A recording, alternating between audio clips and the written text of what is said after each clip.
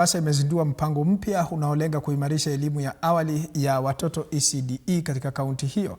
Kupitia mpango huu, kaunti inasambaza daftari maalum za kujifunzia katika vituo vyote vya umma vya ECDE ili kufuatilia maendeleo ya watoto tangu wakiwa katika umri mdogo.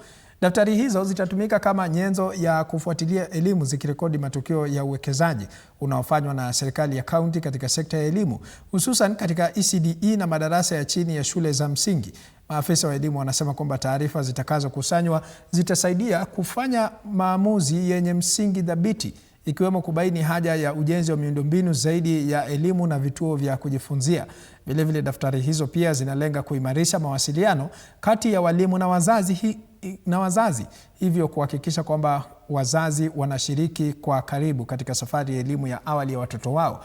Mpango huu unatarajiwa kuboresha uwajibikaji, mipango na kwa ujumla kuinua ubora wa elimu ya awali.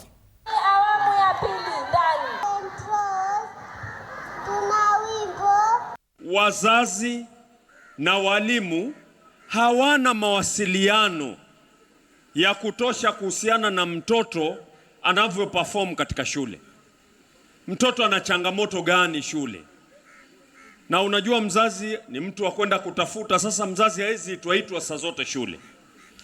Tukaona kwamba kuna haja ya kutengeza daraja la mawasiliano baina ya watoto na wazazi nyumbani, kwamba mzazi anaweza kujua mtoto wake anafanya vipi shuleni, na mzazi naye huko nyumbani akiwa anaona changamoto anaweza kumweleza mwalimu shuleni kwamba naona mtoto wangu ana ulegevu hapa, msaidie. Leo hii tumekuja kupeana diaries ambazo zitakwenda kupewa watoto wetu. Mtu akiwa na foundation ambayo ni hafifu, kule mbele kielimu hatofaulu. Na ndiyo maana unaona serikali ya kaunti tunaweka uzito mkubwa sana katika shule ya chekechea.